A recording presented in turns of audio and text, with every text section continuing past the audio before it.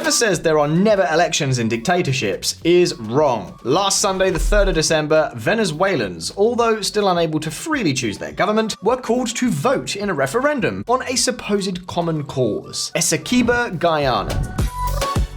Venezuela has had a territorial dispute with Guyana for more than 100 years. The small neighbouring country has made discoveries of major oil deposits in recent years. The sovereignty of 159,542 square kilometres, that's just under 100,000 square miles, which represents 74.21% of the Guyanese territory, is under discussion. And to establish its position, the Venezuelan government organised a referendum. The result, of course, was predictable. 90% supported the thesis now defended by the Chavista government. That is, to try to recover Guyana Essequibo. What did you expect? They are hardly going to call a referendum to lose it. The fact is that, in spite of being a long-standing dispute, in recent months, the Chavista government has carried out an escalation on this issue that has not been seen for a long time. The tension is red hot. And take note, because we are not talking about a judicial appeal or anything like that, but about the real banging of war drums. Maduro dusts off the claim on Venezuelan sovereignty over Guyana Essequibo. Lula wants to avoid a war between Venezuela and Guyana and sends a trusted man to mediate. That's the way things are. The state apparatus has promoted the vote with billboards, concerts, merchandising, military rallies, and incessant advertising on social media. The result? According to the government, just over 10 million Venezuelans, around 50% of the electorate, turned out to vote, of which more than 90% voted in favor of the government's territorial claim to the Essequibo. Nevertheless, the reality may be very different. The number of voters is hard to believe. The polling stations were practically empty. It is most likely that only a fraction of the 10 million voters that the regime claims were there actually participated in the process. But this is Venezuela. And be that as it may, now the Chavista regime has a new wild card up its sleeve.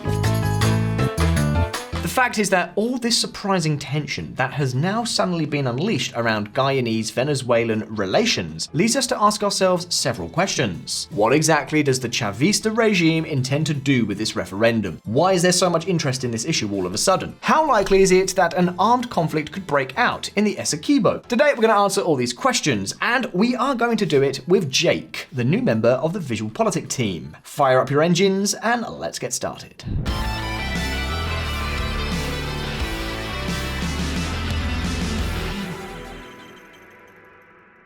To understand how and when this conflict arose, we have to go back to the colonial era, specifically when Guyana was under the control of the British Empire and Venezuela was under the control of the Spanish Empire. The Guyana Essequibo was part of the Captaincy General of Venezuela, a Spanish dominion created by Charles III in 1777. Yet, the first intrusion in the area was not British, but Dutch. It was the Dutch who, in the absence of effective control by Madrid, established the first non-Spanish colonies in the region.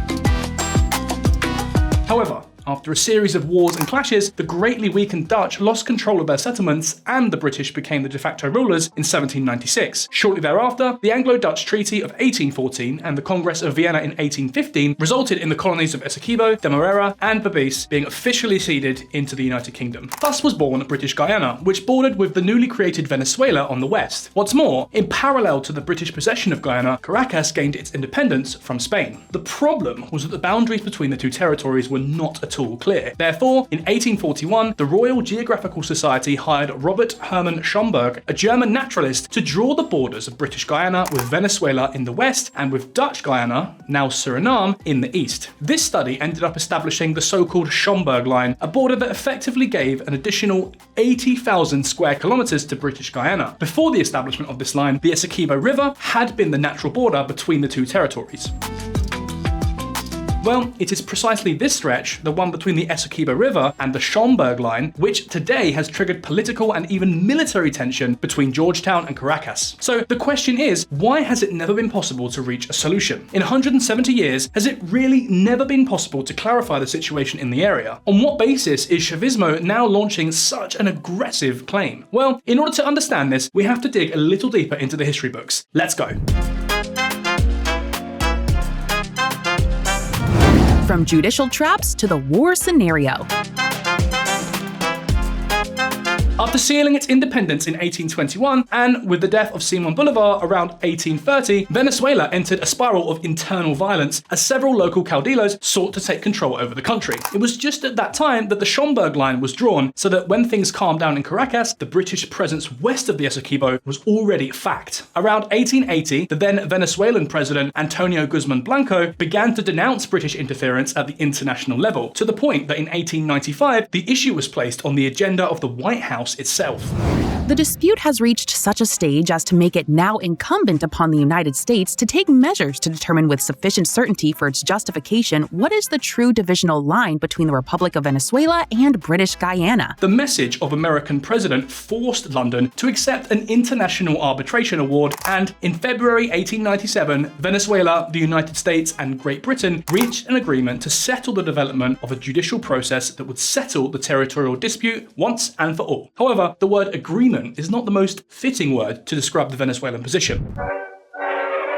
Why do I say this? Well, because one of the rules agreed upon by Washington and London included leaving Venezuela out of the arbitration tribunal, while the defense of the South American country in the trial would be in the hands of American lawyers. Thus, Caracas was a mere spectator in the judicial process that took place in Paris in 1899, a hearing in which one party was not even present. The tribunal, composed of 2 British, 2 American, and 1 Russian as a neutral judge, determined that the Schomburg Line did indeed form the real border between Venezuela and Guyana, thus legitimizing British rule west of the Essequibo River. Venezuela was granted, perhaps as some compensation, sovereignty over the mouths of the Orinoco River, a strategic enclave, but of course much more limited than the Venezuelan claim. So the question is, how was this court ruling justified? Well, 100 years later, it's still not entirely clear. The reasons for the court ruling were never published, and that is why, since then, Venezuela considers the British occupation as a usurpation. Later, in the 1950s, Venezuela experienced significant economic growth under the dictatorship of Marcos Pérez Jiménez, a guy who, years after being overthrown, made it public that for decades the South American country has maintained plans to militarily recover the territory of the Essequibo. Estamos desarrollando una labor que a mi juicio hubiera culminado con 2 cosas. O la Guayana inglesa en este entonces se anexa al territorio venezolano con un estatus especial, o hubiéramos tenido que por la fuerza recuperar el territorio del Essequibo. But things did not stop there. In 1962, Venezuela began to claim before the United Nations that the arbitral award of 1899 should be considered null and void due to suspicions that the resolution was intended to favour British interests. As a result, in 1966, Venezuela and the United Kingdom agreed to seek a new mechanism to replace the Paris Arbitral Award. The problem is that this happened just a few weeks before London granted independence to Guyana. From that moment on, the talks would have to be between Caracas and Georgetown, and not surprisingly, although the agreement reached between London and Caracas considered a maximum period of 4 years for the parties to reach an agreement, the new Guyanese government wanted nothing to do with the matter. In the end, the situation stalled with the occasional military altercation in between. But the truth is that little by little, this issue faded away until now, when Nicolás Maduro has put it back on the table. As I think most of you know, Maduro is the current leader of the so-called Bolivarian revolution, but he is neither its ideologist nor the one who started it. And that is why one important question we have to ask ourselves at this point is, how has the relationship of the Bolivarian revolution really been with this territorial dispute? To what extent did this issue concern the leader of this revolution, Commandant Chavez? Well, get ready, because I think there are going to be a lot of surprises here.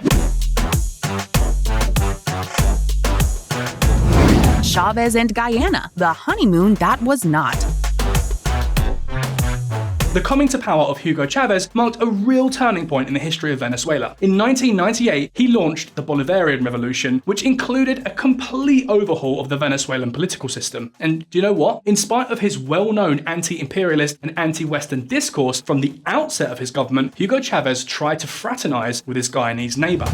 A feeling of brotherhood towards Guyana has been born, which we have come to strengthen. And I must tell you that I continue to study the maps of Guyana, but not to launch paratroopers or put foot tanks of war, but to see where the route between Venezuela and Georgetown is going to come, or to see where we can promote common development projects. In fact, PetroCaribe, an alliance created in 2005 to allow Caribbean countries to buy Venezuelan oil under preferential conditions, was one of the key instruments of the international policy of 21st century socialism. Well, guess what? Guyana was one of the first countries to join this initiative.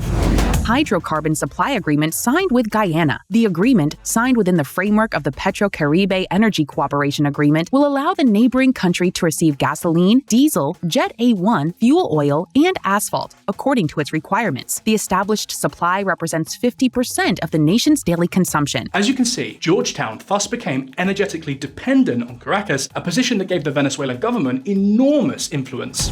The 2009 Central Bank of Guyana report recorded a debt of US $143 million with Venezuela, equivalent at that time to 15% of the external public debt, and it was expected that by 2010, the debt would amount to approximately US $180 million. But in spite of everything, the Essequibo issue was never put up for discussion. In fact, Chavez treated Guyana as if both countries were victims of Anglo-American imperialism. Recuerdo que mi primer contacto con Guyana fue en unos planes de guerra, cuando Venezuela había sido convertida en un subimperio. Nosotros nos metieron en la cabeza hace muchos años que ustedes eran enemigos nuestros. Imagínate tú.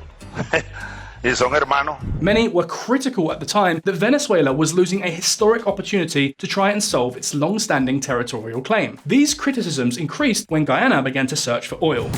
Guyana oil exploration reignites Venezuelan spat. The opposition accused the government on Wednesday of ignoring Guyana's oil exploration in a border region claimed by Venezuela. And at this point, the big question is, why on earth did Hugo Chavez do nothing to try and recover the Essequibo? Well, the thing is that Chavismo had other priorities. Above all, his political confrontation with Colombia.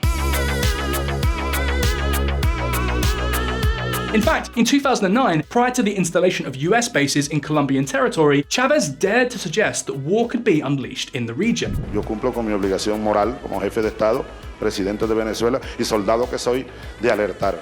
Vientos de guerra comienzan a soplar. That is why Chavez sought to isolate the non-socialist countries of the region little by little, and to achieve this, he tried to become something like the sugar daddy of the Caribbean. And that is exactly what allowed Guyana to take advantage of the Venezuelan oil bargain, while Caracas shelved its historical confrontation. Ironically, during this entire stage, the Venezuelan Ministry of Foreign Affairs was headed by Nicolás Maduro himself, who, of course, was completely aligned to the leader's strategy. Precisely for this reason, the subject of the Essequibo only became relevant again in 2013 after Chavez's death. Numerous oil companies began to confirm the existence of oil deposits in the continental shelf of the Guyana Essequibo. In spite of everything, Maduro did not go beyond simple protests that it was of little importance, until the second half of 2023, when suddenly a kind of nationalist fervor broke out in the Bolivarian government. So the question is, why just now? What on earth does Chavismo gain by reviving this controversy? Well, let's take a look. Playing with fire. Chavismo's interest in resuming the controversy with Guyana is full of inconsistencies. An example of this can be found in the referendum questions themselves. A survey of the population composed of 5 questions with complex wording, but 2 of them in particular are the ones that cause concern. Do you agree with Venezuela's historical position of not recognizing the jurisdiction of the International Court of Justice to resolve the territorial dispute over the Guyana Essequibo? Do you agree with the creation of the state of Guyana Essequibo and the development of an accelerated plan for the integral attention of the current and future population of that territory, including, among others, the granting of Venezuelan citizenship and identity cards in accordance with the Geneva Agreement and international law, consequently incorporating said state in the map of Venezuelan territory? These 2 questions give the Venezuelan state a high-risk popular mandate. In the first place, disregarding the International Court of Justice practically leaves the conflict without any possible diplomatic solution. And this is where the second problem arises. In the absence of diplomatic solutions, what is left? And that's not all. Venezuela is considering the territorial annexation of the Essequibo, something that, not surprisingly, could only occur through the use of force. Que nosotros vamos a defender nuestros derechos sobre la Guayana Essequibo en todos los ámbitos. La vamos a defender sin caer en provocaciones y sin escuchar los tambores de la guerra que el presidente Guyana hoy, impulsado. In Guyana, the alarm bells have gone off. After all, what is at stake is 74% of Guyana's territory and the vast majority of an oil production that is continuing to grow.